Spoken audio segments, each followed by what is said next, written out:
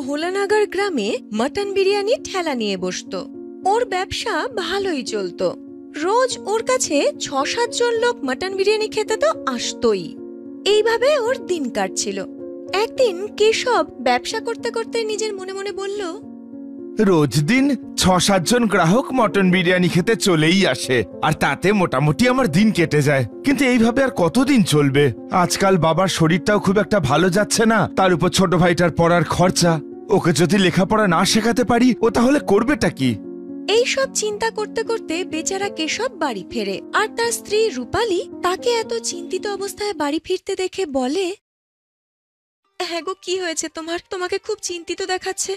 মনে হচ্ছে কাজকর্ম ঠিকমতো চলছে না। কি যে আর বলবো তোমাকে, রোজ ৬-৭ জন গ্রাহক বিরিয়ানি খেতে আসে বটে, কিন্তু তার থেকে আমার যা মুনাফা হয় তাতে তো বাবার ওষুধ কিনতে আর বাড়ির সংসার খরচেই চলে যায় গো। ছোট ভাইটার পড়ার খরচ আমি তুলবো কি করে জানি না। তখন সেখানে কেশবের ছোট ভাই সুধীর আসে আর বলে, দাদা, তুমি আমার জন্য এত চিন্তা করো না গো, আমার পড়ার খরচ ঠিক উঠে যাবে। আমি তো এটাও ভাবছি যে তোমাকে সাহায্য করার জন্য আমি বিরিয়ানি ডেলিভারির দায়িত্বটা নিয়ে নেব। আরে এত কিছু তো আমি শুধু তোর জন্যই করছি নাকি? আমি চাই না যে তোর পড়াশোনা মাঝপথে বন্ধ হোক, কারণ এই কথাটা আমার মাথায় আছে যে কিছুদিনের মধ্যেই তোকে শহরে গিয়ে কলেজে অ্যাডমিশন নিতে হবে। একবার তুই কলেজে ভর্তি হয়ে গেলে আমাদের জীবনটা একেবারে বদলে যাবে। তোর দাদা একদম ঠিক কথা বলেছে সুধীর, তুই নিজের পড়াশোনার দিকে মন দে, সব ঠিক হয়ে যাবে, তোকে চিন্তা করতে হবে না। আর যদি দরকার পড়ে আমি তোর দাদাকে বিরিয়ানি বিক্রি করতে সাহায্য করব, না হয় তোর পড়াশোনার যেন কোনো ক্ষতি না হয়। তোকে নিয়ে কত আশা। এই দেখে সুধীরের খুব ভালো লাগে যে তার দাদা আর বৌদি তাকে কত ভালোবাসে। বাড়িতে অসুস্থ বাবা থাকা সত্ত্বেও তার পড়াশোনার প্রতি তাদের কত চিন্তা। পরের দিন কেশব তার ঠেলা নিয়ে গ্রামের বাজারে বিরিয়ানি বিক্রি করছিল। তখন এক গ্রাহক তার কাছে এসে বলে, দাদা, মটন বিরিয়ানি কত করে? একটু দামটা বলুন না, ঠিকঠাক মনে হলে 1 কিলো আমি কিনে নেব। দিদি, মাত্র 150 টাকা কিলো। আপনি বলুন আপনাকে আমি কত কিলো দেব? বাপরে বাপ, এ তো দেখছি বেশ দামি। এই তো একটু দূরেই আরেকজন বিরিয়ানি বিক্রি করছে, সেখানে তো 110 টাকায় 1 কিলো বিক্রি করছে। দিদি, আপনি আমাকে একটা কথা বলুন, এমনিতেই বিরিয়ানির দাম এত বেশি, এত কম দামে কেউ দেয় কি করে? নিশ্চয়ই সে কোনো না কোনো অসৎ কাজ করছে। দাদা, সেরকম যদি কিছু হতো না তাহলে এতদিনে ওর ব্যবসা বন্ধ হয়ে যেত। গ্রামের লোকেদের বোকা ভাববেন না যেন। কেশবের এসব শুনে খুব খারাপ লাগে, কারণ ওই মহিলা বিরিয়ানি না কিনেই সেখান থেকে চলে যায়। একদিন যখন কেশব ঠেলা নিয়ে বাড়ি ফিরছিল, তখন তার মনে হলো, একবার আমি নিজে গিয়ে বরং দেখি যে ওই বিরিয়ানিওয়ালাটা কে, যে মাত্র 110 টাকায় 1 কিলো বিরিয়ানি বিক্রি করে, যেখানে মাটন বিরিয়ানি এত সস্তা হতেই পারে না। কেশব এবার যখন সেখানে গিয়ে দেখে, তখন সেখানে পঙ্কজ নামের একজন লোক মটন বিরিয়ানি বিক্রি করছিল। তার কাছে লোকে ভিড় করে দাঁড়িয়েছিল। এই দেখে ও মনে মনে বলল, বাবা, এর দোকানে তো দেখছি সত্যিই অনেক ভিড়। এত লোক এর কাছ থেকে বিরিয়ানি কিনতে আসছে কি করে? আমার মনে হয় এই কারণেই আমার রোজগার আরো কমে গেছে। আমারও একবার এর বিরিয়ানি খেয়ে দেখা উচিত, যে এর বিরিয়ানিতে এমন কি বিশেষত্ব। কেশব যেই ওর কাছে যায়, পঙ্কজ ওকে 1 প্লেট বিরিয়ানি দিয়ে দেয়। যেই ও খানিকটা বিরিয়ানি খায়, তখন নিজের মনে মনে বলে, এই মাটন বিরিয়ানিটা তো একদম ভালো নয়, এর মধ্যে তো ভেজাল আছে। কিন্তু আমি এই কথাটা যদি সবাইকে জানিয়ে দেই, তাহলে এখানে কেউ আমার কথা কখনো বিশ্বাস করবে না। আমাকে কিছু না কিছু একটা উপায় ভেবে বের করতে হবে, যাতে সব মানুষের সামনে পঙ্কজের চুরি হাতে নাতে ধরা পড়ে যে ও মাটন বিরিয়ানিতে ভেজাল মিশিয়ে বিক্রি করে।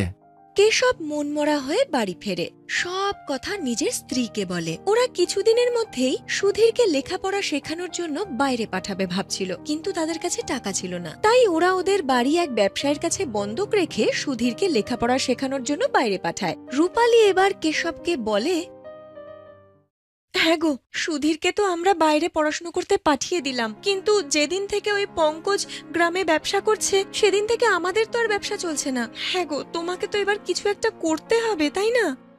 আমার মনে হয় যে ও বিরিয়ানিতে ভেজাল মেশায়, জানো, কিন্তু এই কথাটা আমি কিছুতেই প্রমাণ করতে পারছি না। কি করি আমি বলো তো? আমি না পাশের একটা গ্রামে ঘর পরিষ্কারের কাজ পেয়েছি।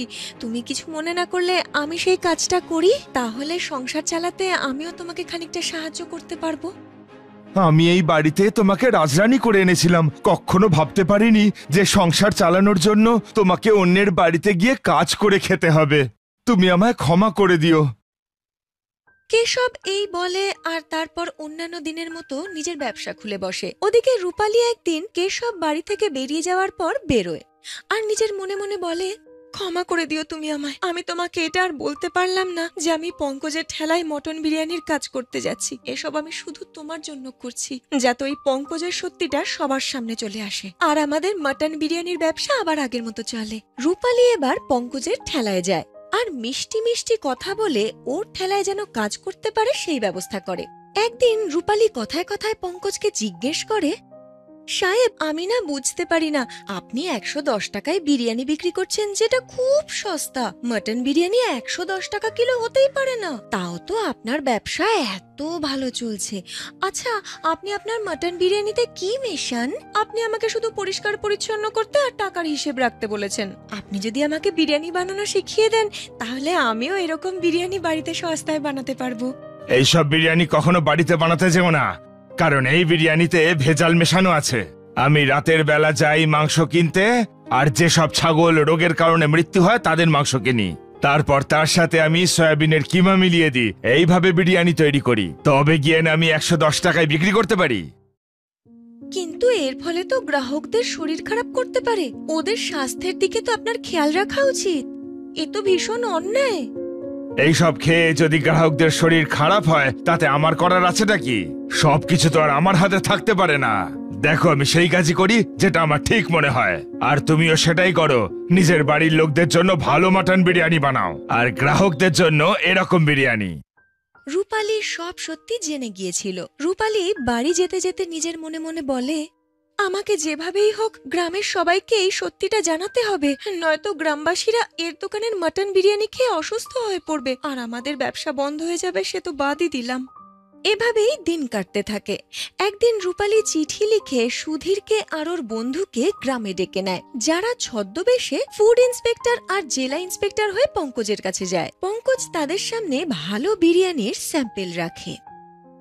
ইন্সপেক্টর সাহেব, আপনি নিয়ে যেতে পারেন এই স্যাম্পেল, এর মধ্যে কোনো কিছু খারাপ নেই। আমি আমার গ্রাহকদের স্বাস্থ্য নিয়ে কোনো রকম সমঝোতা করি না। শোনো, আমি হলাম ফুড ইন্সপেক্টর, আর যতদিন না আমি তোমার এই খাবারের স্যাম্পেল টেস্ট করব, ততদিন